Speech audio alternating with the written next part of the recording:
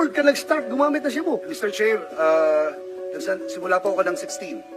16. Opo. 16 plus 15, that's 31. Kailan ka naging pare? 2006. 2006. How old were you? 2006. 31 ho. 31. So meaning, nasa loob ka pa ng seminaryo, gumagamit ka ng Meron Cebu. po akong tinatawag na relapse, Mr. Chair. Relapse. That's good. I congratulate you for reforming your life. And Salamat being a po. good example. I congratulate you. You're a good example to this community. Salamat po, Mr. Chair. Pero hindi po ako gumagawa at nagpa-fabricate o pinapalobo. When you said that you do not intend to hurt the feelings of the bereaved, by the word itself, you already did. Salamat po, Mr. Chair. Well, depende sa inyo yan. That's subjective, Mr. Chair. Kasi sa akin, when I see shit happens, that's for us to blame ourselves.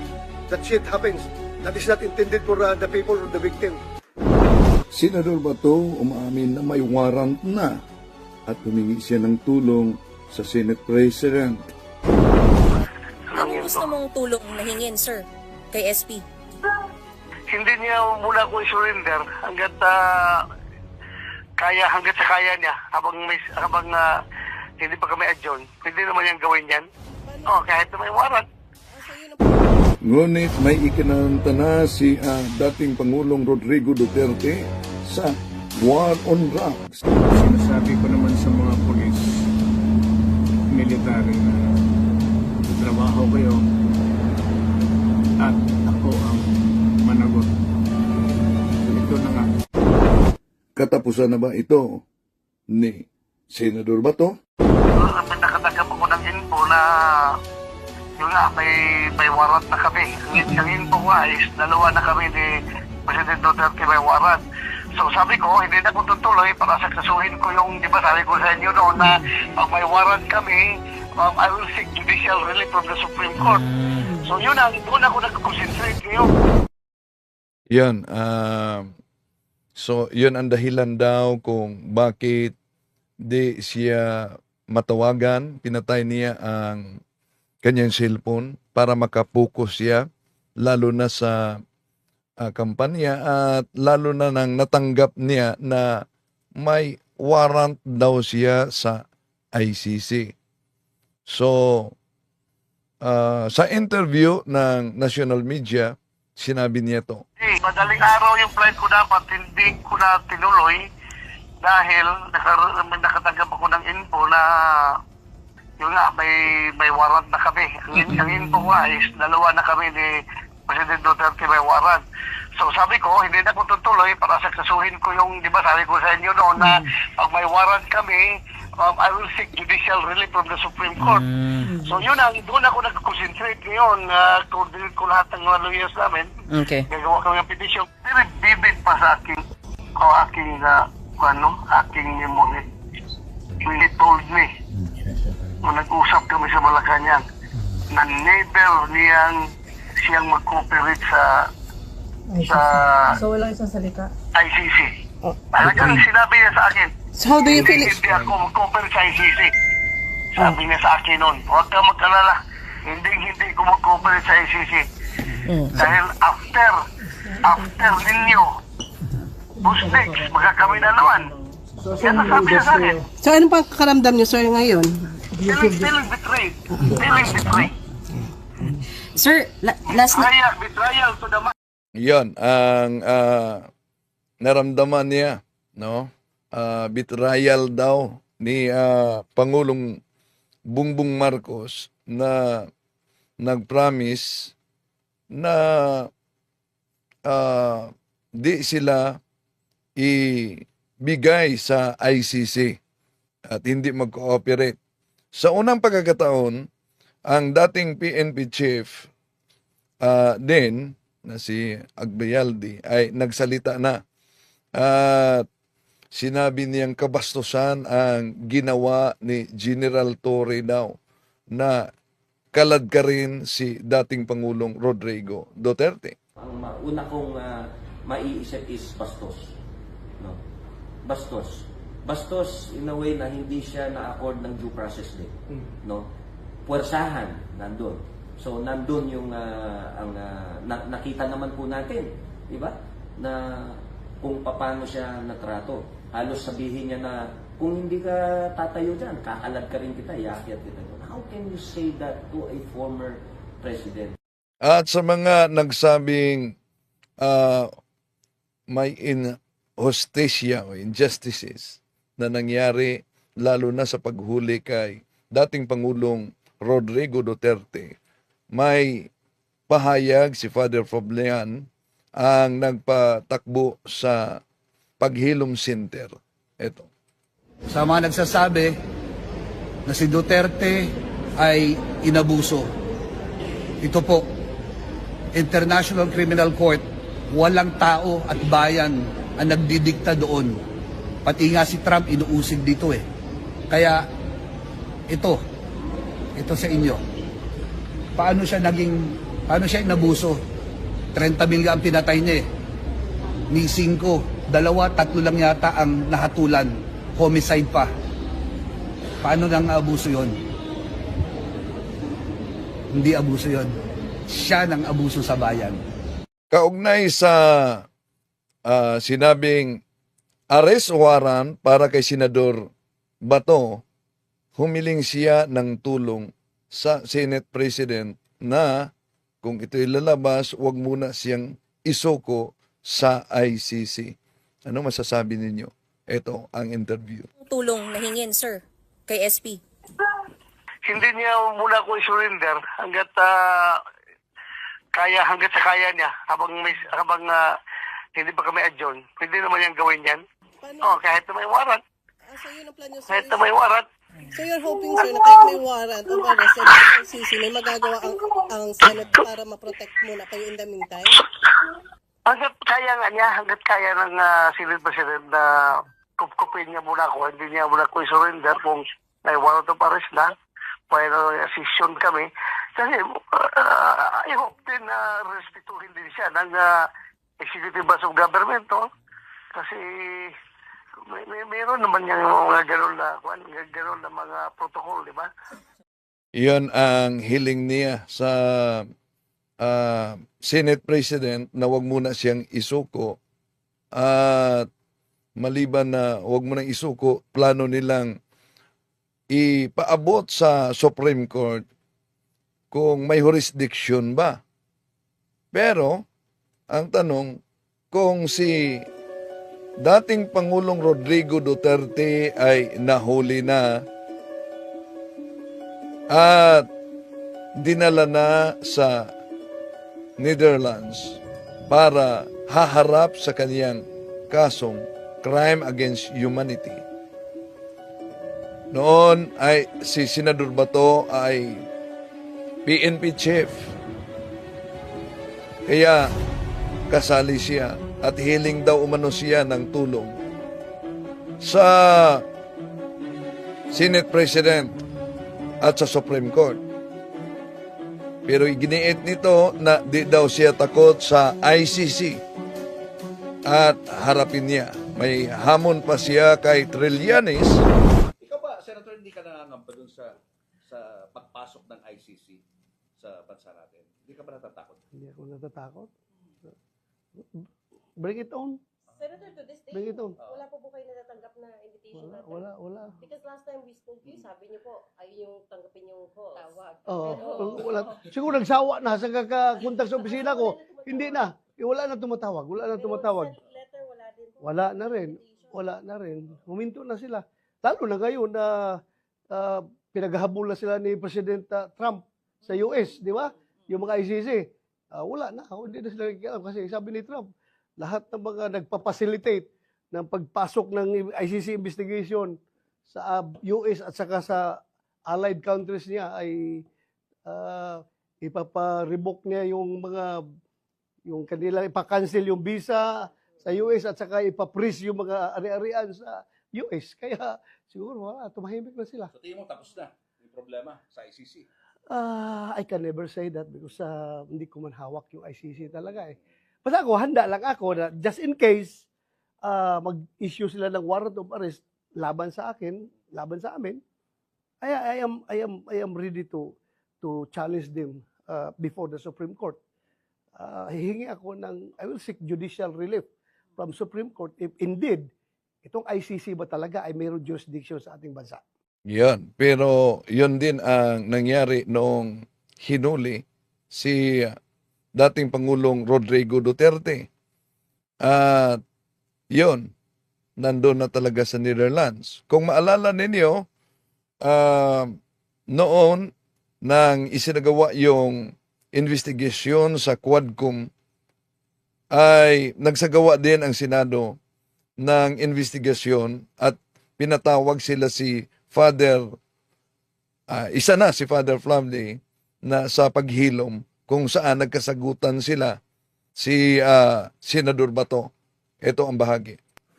Micah was killed, 3 years old. And ang kalungkot-lungkot na nabanggit ng ating ginagalang na senator, shit happens. Aldrin Pineda, ang tanong niya, bakit ako binaril ni Omar? And in the last 30 seconds, let me present sa 312 na sinabi ni Randy De Los Santos, nung lumalago na po ang programa ng 200, naggawa ko ng munting katanungan, ilan ang nagdodroga? Ang sagot nila, 120. Ibig sabihin, merong 80 walang kinalaman sa droga, inosente. Ang sunod kong tanong sa kanila, sino ang nagdodroga nung pinaslang o pinatay sila ng pulis o civilian police? Wala po nagdodroga sa amin nung pinatay sila. Ang isa pang magic number, 0. Sa kanilang salaysay. Hanggang sa ngayon, ipaglalaban nila, walang pinaslang. Sino po ang mga principal? Alamin ho natin sa quad hearing. If I may just share. Is that, Father? What is These are that? the list Sige, of go ahead. members that we have. Members ninyo ng programa? Apa. Programa paglihom? 329 names. Pinaslang lahat. Lahat ay may affidavit. Lahat ay pwede magpatotoo. Lahat po ay may pamilya na wala ng breadwinner. At ngayon ay naghihikahos, ngunit lumalaban ang hangad, katarungan sa bansang makadiyos. Hindi dapat palakpakan ang pumapatay. Dapat ito kinakalinga at hinihilom. Marami po salamat. Thank you. Father, ganito. Kaya kayo maraming alam sa issue na ito kasi kayo ang nagpapatakbo ng programa, ano name? Program Paghilom po. Program Paghilom. Hello kay Kaburnok ng Factmasters PH. Huwag niyong kalimutan din na mag-subscribe sa kanyang channel. Dami kayong matutunan na napakaganda. Tuloy natin. At dahil sa ikaw nagpapatakbo niyan, ano yung interaction mo? Doon sa 312 families o sa 200 families? Both po. How many families ngayon We have ka-interaction mo? 312 families. 312 families yung ka-interaction mo. Kasi Yes, po. namatayan sila lahat. Yun po. Yes po. That's why doon nakabase lahat itong sinabi nyo. And that is in coordination with Randy. Ito si Father Flavley, Flavie. Noon, gumagamit ito ng drugs. Naging drug addict. At may isa ding kilala nating pari noon na naging drug addict noon at naging pari na at naging exorcist ngayon. Tuloy natin. De Los Santos being my field coordinator. Kasi si Kian is one of the 312 na nakalista. Sige po. So, definitely, organized na yung data ninyo. Tama? Yes po. Apo. So, can the committee request for your organized data? We will, upon checking po with our lawyers, what we could share and what is highly confidential for their safety. Acknowledge din natin si kapatid na Romeo Vintar Palma. Hello, kapatid. No? Kumusta po? Okay, tuloy natin mga kapatid. Sa tanong, marami na tanong. Inaano ko lang yung itong, nilalagay ko lang sa context yung bakit tinawag natin si Father Flavie as a witness. Kasi although hindi siya namatayan, hindi siya but 312 families ang inaruga ng kanyang organization. May message dito si Bro Romeo Vintar Palma. Good afternoon, Bro Windel. God is good all the time. All the time, God is good. Tungting, kung tingnan, nakatulong yung ginawa ni ex-President Duterte sa war on drugs. Ngunit, overkill ang ginawa nila. Kaya yung nabiktima na. No? So, talagang nakatulong ang kampanya dahil daming mga sumuko. Ako nagiging isa sa mga lecturer paulit-ulit sa isang syudad para sa mga drug surrenderies. Sa isang gym na punong-puno talaga sa mga drug surrenderers. Ang problema lang, itong naunang deklarasyon niya na sige, pakita niyo na lumaban. Okay, patayin. Di ba? Yun ang deklarasyon. Kaya may nangyari talagang ganyan. Ako ang mananagot sa inyo. Kay Kian, 3 pulis, nahatulang guilty beyond reasonable doubt. Kaya di masagot din ni dating Pangulong Rodrigo Duterte na mananagot ka ba sa pagpatay din kay Kian de la Cruz, no? Na nagmamakaawa nito mga pulis na ito na may exam pa ako. Oh. So, may mga nabiktima at may mga bata pa na dito tinatalakay, no? Ni Father Flavie. Ang good na epekto doon sa panahon, ang daming mga sumusuko talaga. Daming mga sumusuko. Ito'y nawala na ngayon. Anong programa na? Anong nangyari na yung mga sumusuko? Dahil may programa bawat barangay, pero ang problema lang, yung grabing patayan. At may mga napaabot pa sa Office of Exorcism na pulis na nagwala talaga sa prayer. Bakit? Dahil sa pahayag niya, ang dami na umano niyang napatay. No? Hanggang di na niya maunawaan ang kaniyang damdamin at sabi pa nitong pulis na ito, na-interview, pinakita na dito, pero di pa pinangalanan, na pagka alas 6 ng gabi, yung mga napatay niya daw ay magpapakita sa kanya doon sa kanilang bahay. Kaya, lumapit na sila, umiling sila ng tulong sa Office of Exorcism. At sinabi ko kay Father Darwin na maliban sa pangungumpisal, kailangan yung reparation to the damage. Ano yung reparation to the damage? Susuko talaga ang pulis at aminin niya ang sinabi niyang krimen. Yun ang reparation of damage. No?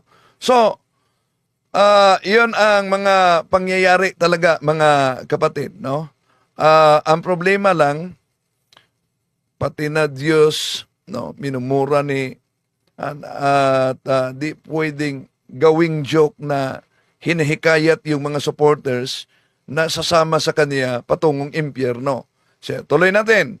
Program Pero, kung tingnan natin, may mga magandang nagawa si Pangulong Rodrigo Duterte. Pinataas niya ang sahod sa kawawang mga PNP. Kawawa ang PNP at ang AFP sa operasyon nila, pinataas nila.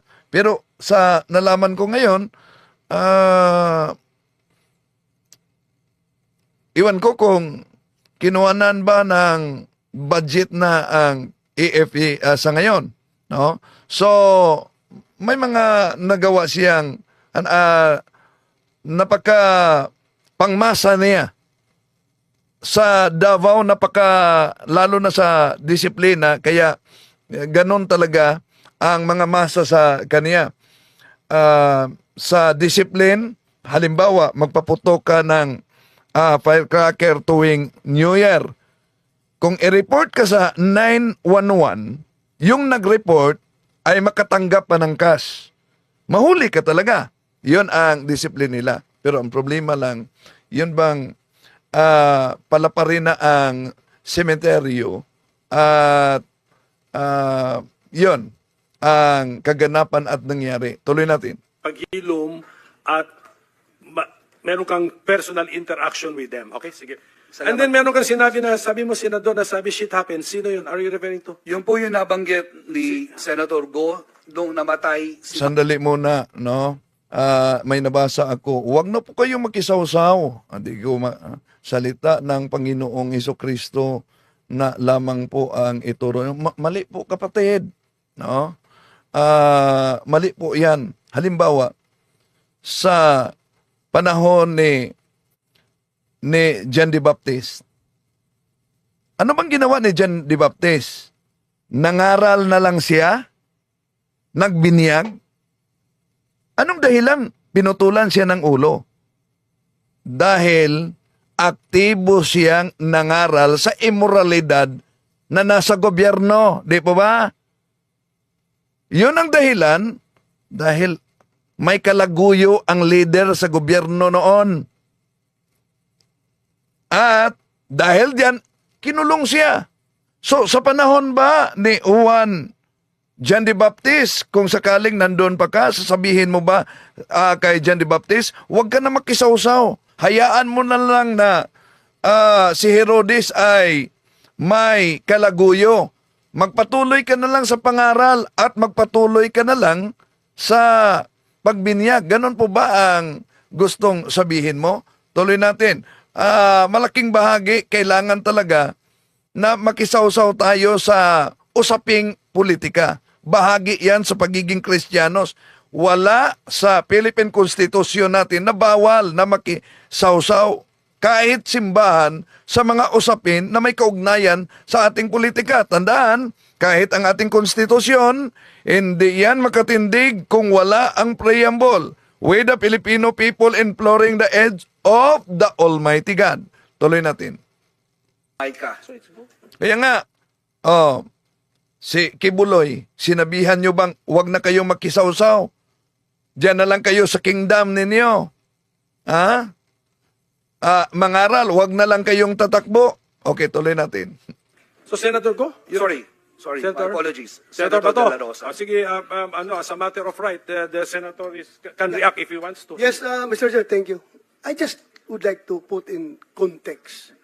Paano ko sinabing shit happens? Indeed, I said that.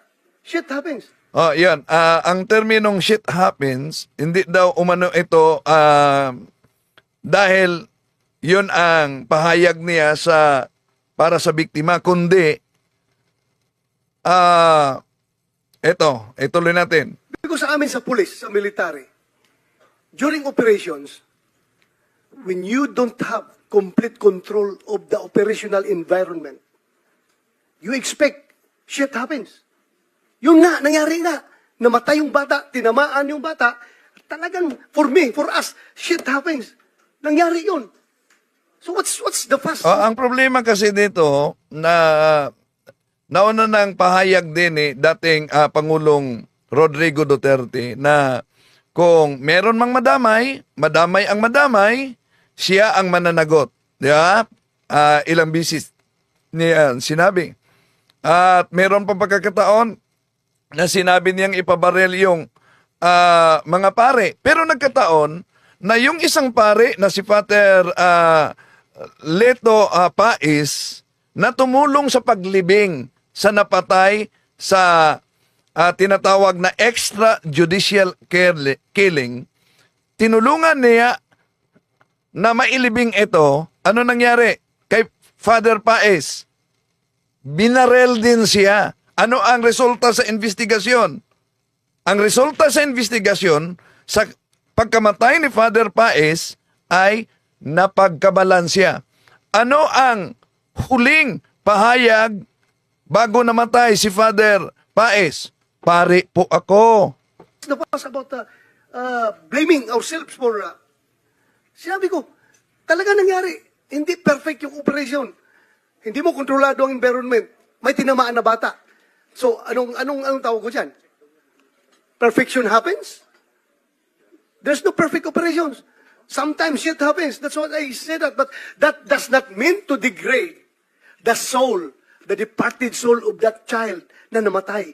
Ang problema lang sa inyo, Father, you are trying to capitalize my words, para for propaganda purposes. That's very bad, Father. Masama po yan. Huwag niyong gamitin, you do not take the word out of context para i-propagandize yung isang issue. Ako, sinabi ko shit happens because I'm believing myself as the chief PNP. Nangyari yang nang hindi dapat nangyari. Namatay yung bata, tinamaan. Really, shit happens.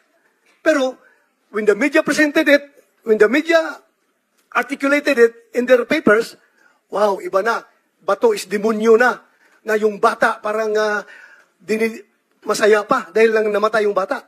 Mali po yun, Mr. Chair. So, At hindi lang yan mga kapatid, ito ang paghilom program nila ni Father Flavi at ang pagtulong sa paglibing at ang mga naiwan at yun din ang ginawa noon ni Cardinal David, no? Ang pagtulong lalo na sa mga biktima at ang pagpalibing nito. Sasabihin ba ninyo, wag niyo nang tulungan, wag niyo nang palibing. Magmisa na lang kayo.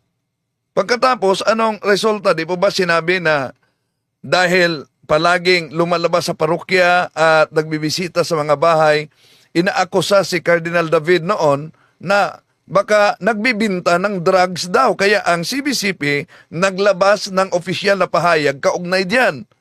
At hindi lang yan. 4 sa mga obispo ang sinampahan ng kaso. Naalala nyo ba yon? Pero na-dismiss yun. Tuloy natin. matanong ko lang si Father, when you said that you used drugs for 15 years, ano po yung drugs na ginamit mo, Father? Shabu po, o bago pa mag-shabu. Pare ka na noon? Siyempre, hindi pa ho.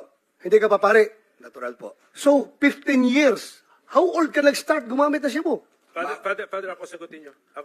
Mr. Chair, simula po ako ng 16. 16. Opo. 16 plus 15, that's 31. Kailan ka naging pare?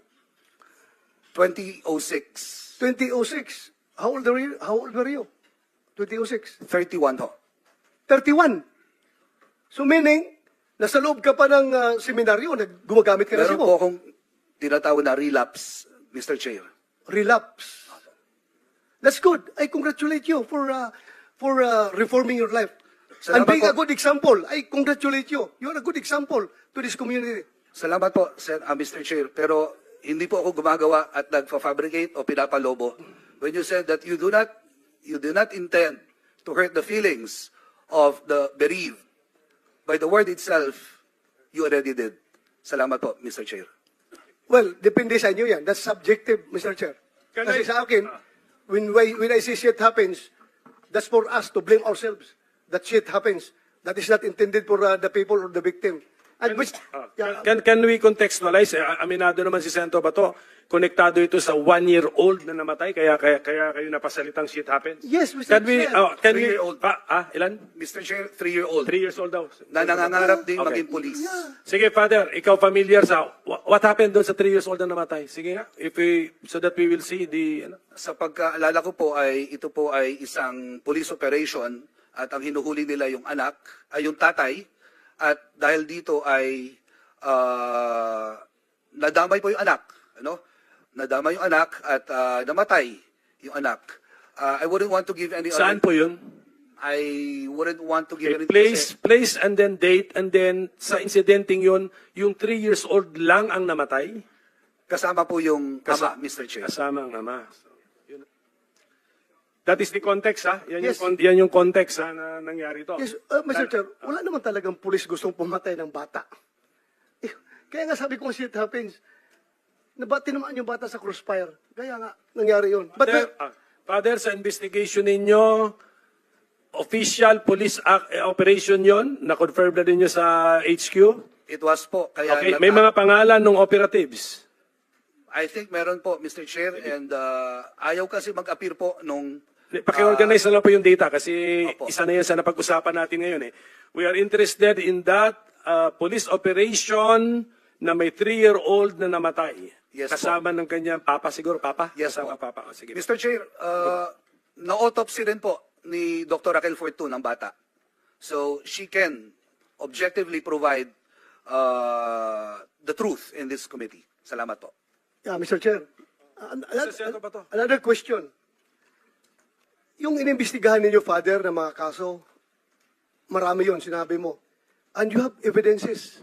Meron kayong proof na sabi mo nga, binalian ng kamot. Sabi mo, may mga revolver na paulit-ulit na ginagamit as a exhibit. Then, sa haba ng panahon, Father, ilan na pong kaso na file ninyo pertaining to those cases that you have investigated? Ilan na pong kaso na file ninyo? Can I respond, Mr. Chair? Respond to the best of your ability. Okay. Pero hindi naman, I don't think it's the responsibility ninyo to file the cases. Pero sige, yeah, just- Precisely. The Mr. Chair, but since concerned siya, advokasya niya yan, he should see to it that justice must be served to these victims. Hindi po ba mas responsibility ng pulis yan? Tama, di ba? Pulis ang mag-file ng kaso. Pero, sila si Father Flavi, naka-file din ng kaso. Mga kaso. No? Pulis ang mag-file ng kaso. Okay, tuloy natin. Responsibility nga ng police, Mr. Chair, pero sila nag-imbestiga, he's provided. Otherwise, kung hindi siya tumulong para mapile yung kaso na yan, halata ng ginagawa niya, puro propaganda. Nagpo-propaganda lang siya. Nagsasabi siyang ganon. Hindi pala siya interested na makuha ang hustisya. Hindi niya pinaluap sa pulis kung nakasuhan na itong mga gago na ito. Because for one, I want justice to be served. Lalong-lalo na yung mga inosente na pinatay. Dapat talaga, Father. Baka mas pwede pa akong maging pare kung totoo siya. Yun, baka pwede pa umano si Bato magiging pare. No? Kung tutuusin. Kasi gusto ko talaga, kung if I have the goods, I have the evidence, as you showed that a while ago, balik-balik na, halatang binugbog muna bago pinatay. Hindi yan ang batayan para makafile kung binugbog sa ebidensya, no? Na may mga bali-bali na. Kailangan pa ang ebidensya talaga na tumutukoy sa mga responsable nito. At yung pulis talaga ang sampa ng naturang kaso batay sa investigasyon. Pero sila si Father Flavi dito, ito, lilitaw na may isinampa silang mga kaso. Di ba? So, you should pinaluap mo sana yun, napile yung kaso. Kung hindi mo pinaluap, well, masasabi ko hanggang propaganda ka lang, Father. Mr. Thank Chair. you, Mr. Chair. Mr. Chair. Father, Senator Risa wants to interject something. Sige, Brief, Senator Risa. salamat kayo, Mr. Chair. Brief interjection lang. May expression kanina na what's the fuss. I think dahil lahat tayo, lahat around the table, ayaw nga natin na may nangyayaring ganito na may batang nako-crossfire. And a good number of us, ayaw din natin ang buong sitwasyong ito na nagkaroon ng EJ case, nagkaroon ng war on drugs. And secondly, Mr. Chair, for the record, ilang beses na rin nagkaroon ng pagdududa sa motibo ni Father Flavi sa pagharap sa ating komite. I think na he doesn't deserve that dahil pinepresyum po ng ating komite na all our resource persons humaharap sa atin in good faith. So kung maaari ko lang i-make of record yan, Mr. Chair, na buong loob akong nananalig sa good faith ni Father Flavi sa pagharap sa atin at pagpresenta nung karanasan at ebidensya na meron ang Project Paghilom. For the record, Mr. Chair. Father, you don't mind being asked these hard questions naman, di ba? No, except that Okay. Answer to the best of your ability. Salamat po. And Mr. Chair, I would like to acknowledge the intervention of Senator Riza. Hindi po uso at hindi po nasa bokabularyo ko ang pag-bloat ng katotohanan at pagpapropaganda. Ito po ay ginawa ko sapagkat bago pa magkaroon ng patayan sa nagdaang administrasyon, meron na tayong isang lugar kung saan tinatawag na kalinga. Nagpapaligo, nagpapaaral, at meron pang only rice ang mga homeless. 2015. But when 2016 started and came in, dahil ang pinatay mostly are breadwinners, I was already thinking in advance na ang mga naiwan na pamilya, kapag hindi natulungan dahil breadwinners na namatay, they will also end up in the streets. So to address that issue, we created Program Paghilom to help provide the core competence of psycho-spiritual interventions. Yun po ang hugis ng hustisya na nais namin ipaabot. Let us take note that justice has different facades. Isa lang po ang korte, o ultimate ang korte. But being able to rise up in the morning para magtrabaho, ang anak, kahit kandila, magsulat at mag-aral mabuti, para sa akin, katarungan na po yun. Hugis po ng katarungan yun. Now, to address the cases, there are cases that are being addressed. There are cases that have fallen into our hands and they are ongoing. I will not outline it here, but submit the records. Second, if there are really cases of Danlaban, let me now throw this question. Di ba ho, sa investigasyon, sa crime scene, ang isang pine-preserve po dyan ay yung barel na ginamit. 6,000 po daw ang Danlaban. So dapat merong 6,000 barel with corresponding documents. One way to let the public know that the war on drugs was real and true to its word, let us see the 6,000 handguns. That's a question po. Yeah, Mr. Chair. Salamat po. If I may, Senator Bato. I hope in the next hearing, we can invite the Director of Forensic Service of the PNP para mailatag niya yung whereabouts nitong mga Take note, yes. lahat ng mga ebidensya na na-recover. And for the record, Mr. Chair, I just would like parating kay Father na I appreciate what you're doing, Father. Thank you for what you're doing. Pasensya ka na kung sinabi ko na kung hindi ka nakapag-file ng kaso, parang you limit yourself to propaganda. But then again, you said na may nakapile kayong kaso. And I encourage you, please, file kayo ng kaso. Kasi kawawa talaga yung namatay. Mag-file kayo ng kaso. I am one with you in seeking for justice to these victims. File nyo ng kaso. Salamat po at madami pong kaso na inahabla na po. Salamat. Thank you. Thank you, Father. Salamat. Mr. Chair. Before I recognize Senator Risa, can we ask Attorney Dulay to sit here with us? He's the Inspector General of the ES, para just in case. Yes, go ahead, Senator Ontiveros. Salamat kayo, Mr. Chair. One follow-up question kay Father Flavi. Father, dun sa pagkamatay ni Mika at yung ama niya, kinonfirm ba ni Doktora Fortune na talagang nagkaroon ng shootout dun sa pagkamatay ng yung mag-ama? Mr. Chair, Senator Risa, referring to itong dalawa po. I think na confirm niya po. I hope I'm right, but please don't quote me. Pero alam ko po na autopsy po ni Dr. Raquel. Salamat, Father. So, Mr. Chair, kung maaaring maimbita din po sa susunod na hearing si Doktora Fortune.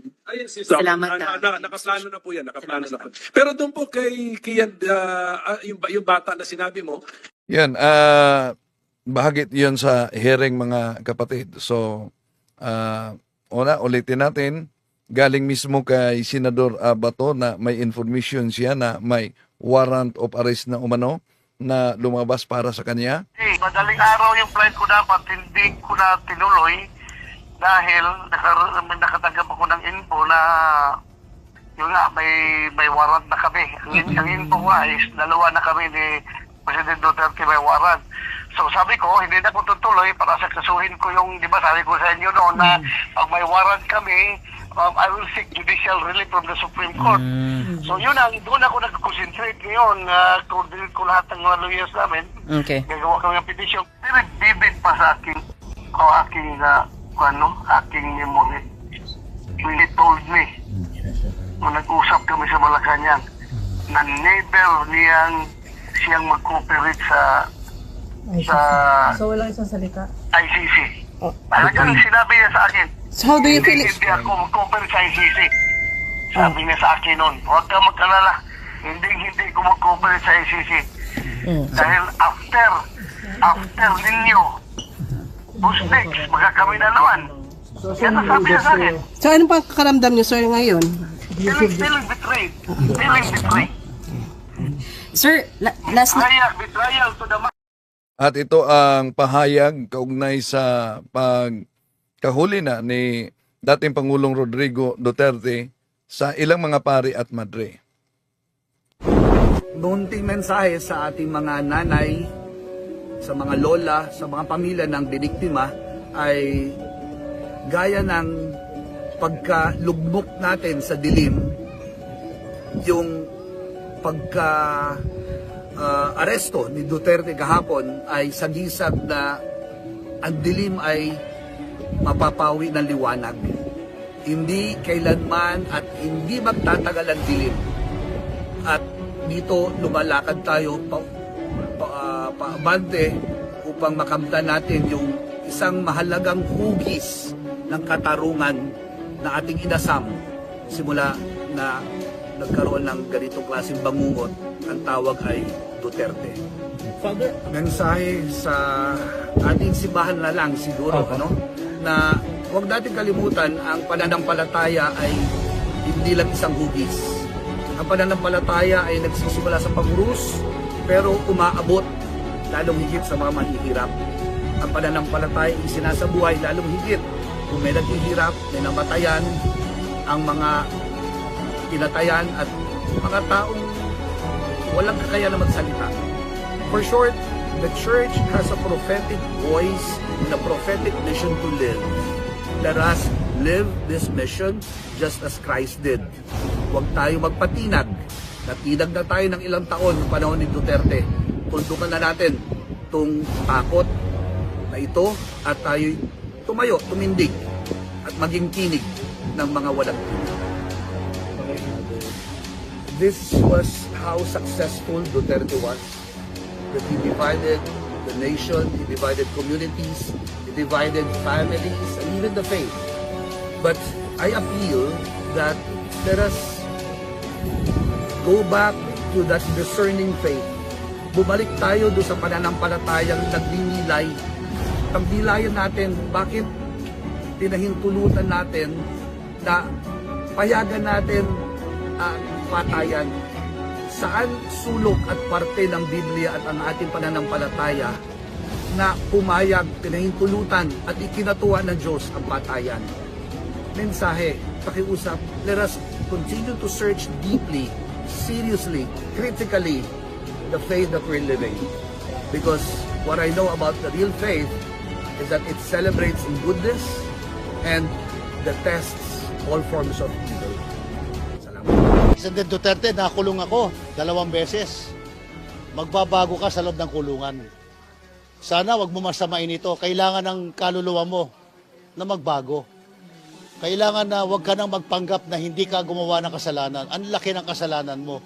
Hindi lang sa tao, kundi sa Panginoong Diyos.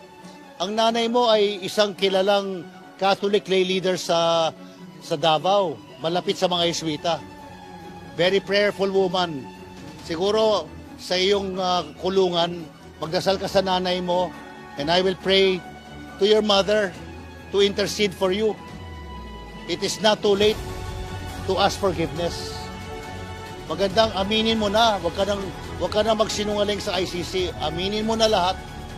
Pag inamin mo na lahat, the ICC will give you only 2 life sentences. Not 5, not 10. 2 life sentences lang. Pero mas may kapatawaran, mas may pag-unawa ang tao sa isang nagpapakumbaba at umaamin na may kasalanan ako. Ako ay humingi ng tawad dahil nagpapatay ako ng libo-libong kapwa Pilipino ko. Ganun po ang gawin nyo. Maraming salamat po. Hello, sister. Ano pong naramdaman po ninyo noon pong naaresto si dating Pangulong Duterte? Una sa lahat, nagpapasalamat talaga ako sa Panginoon. Kasi talagang 8 years na, marami talagang naghahangad ng katarungan. Kasi talaga ako nasubaybayan ko yung mga pamilya ng mga biktima ng EJK. Sa 8 taon na pakikipaglaban nila para sa katarungan. Kaya ako nandito ngayon dahil gusto ko ring makiisa sa mga nangangarap at naghahangad ng katarungan para dito sa mga naging biktima ng EJK, ng war on drugs. Noon talaga, every night may mga gabi na lumalabas kami para makiramay sa mga pamilya ng mga pinatay. Sa night watch yan, kasama ko sila Father Angel, Father Robert, na talagang makita mo, makinig ka sa mga salaysay nila kung paano pinatay yung mga mahal nila sa buhay. Maramdaman mo talaga na walang hustisya, walang 8 taon na naghihintay itong mga ito para magkaroon ng hustisya. Ngayon nga, tuwing maiisip ko, kahit kahit na ilang beses ko nang narinig yung istorya nila, naiiyak pa rin ako kasi nasira yung buhay nila eh. Nasira yung kinabukasan ng mga anak, ng mga ama na pinatay, ng mga ina na pinatay, o mag-asawa na pinatay. Kung marinig mo yung istorya nila, talagang, talagang sasabog yung puso mo sa awa at saka siguro sa galit na rin na gusto mong makatulong, gusto mong magkaroon sila ng hustisya. Pero talagang hanggang dun lang tayo, no? Manalangin at kung may mga pagkakataon na makiisa sa mga ganito, sa mga iba rin na naghahangad ng katarungan para sa kanila. Sister, may mga magsasabi na yung simbahan, bakit ba nakikialam pa sa ganito? Kayong mga madre, hindi po ba dapat, sasabihin nila, dapat ay nagdarasal na lang kayo sa kumbento? Bakit pa kayo nandito at nakikilahok sa ganitong mga movements? Alam mo, ang aming buhay, ang aming misyon ay hindi lang naman sa pagdarasal. Nagdadasal kami at nakikiisa rin sa ating mga kababayan. Kasi mission din namin nung tumulong sa mga nasa laylayan, tumulong sa mga naaapi. Kaya para sa amin, hindi sapat ang dasal. Kailangan may gawa din. Kailangan namin na tulungan itong mga taong humihiyaw ng katarungan, umiiyak para magkaroon ng katarungan. So, mission po namin yun eh, magdadasal at may kasamang gawa. Pero sister, may magsasabi din na hindi ba tinuturo ng Panginoon ay magpatawad? Ay bakit parang inaatake nyo raw si Pangulong Duterte?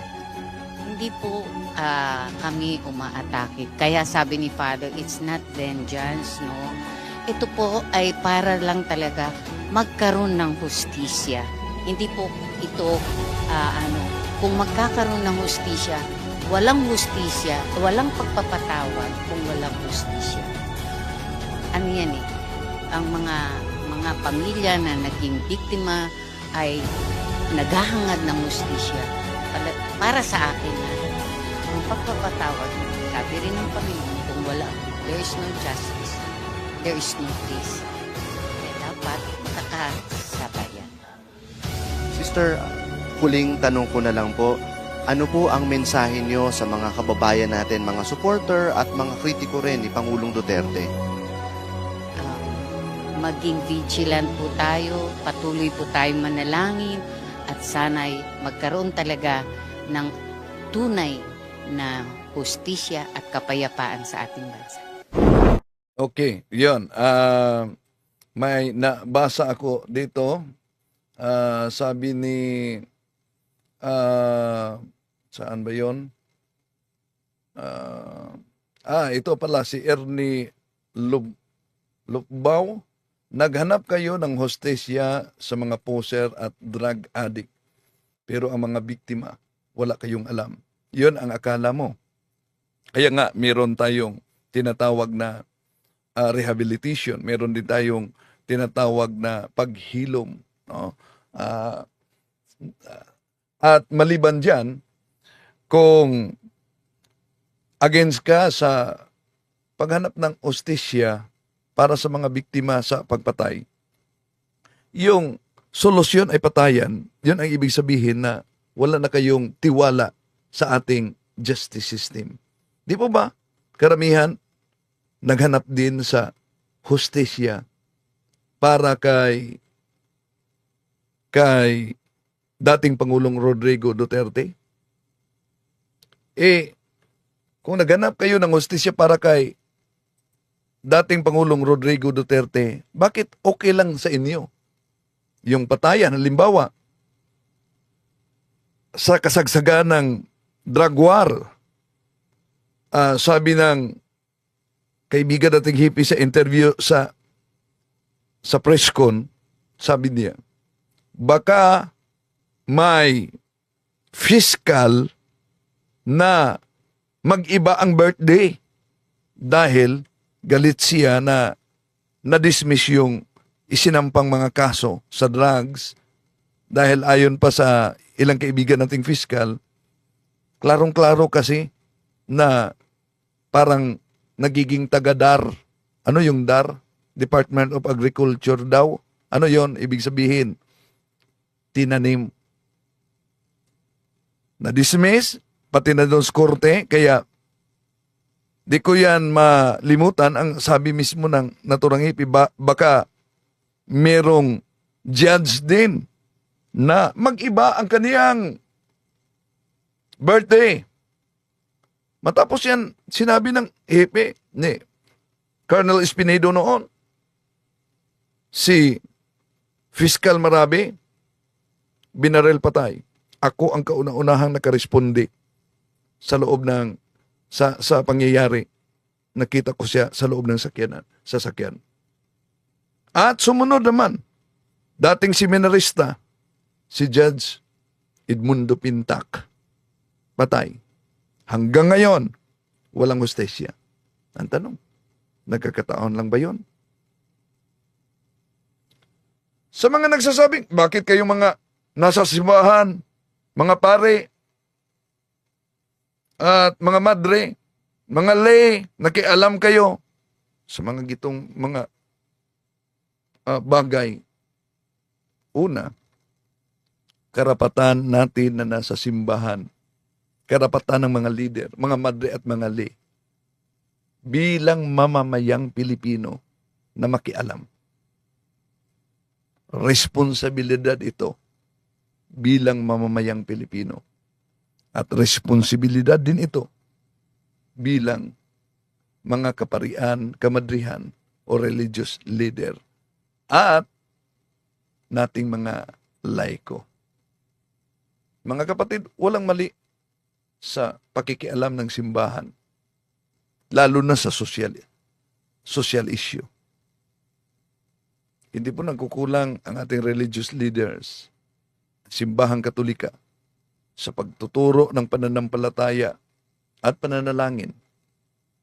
Kung pakiramdam ninyo na kulang man, kasalanan yan ng iba, di po ba? Pero wala sa ating saligang batas na bawal makialam ang nasa simbahan. Ika nga, sabi ni Cardinal James Jaime Cardinal Sin, sabi niya, my duty is to put Christ in politics. Politics without Christ is the greatest scourge of the nation. Maraming salamat po sa lahat. Hanggang sa muli. Ito ang inyong lingkod, Brad Wendell Talibong. To make his message known is our responsibility.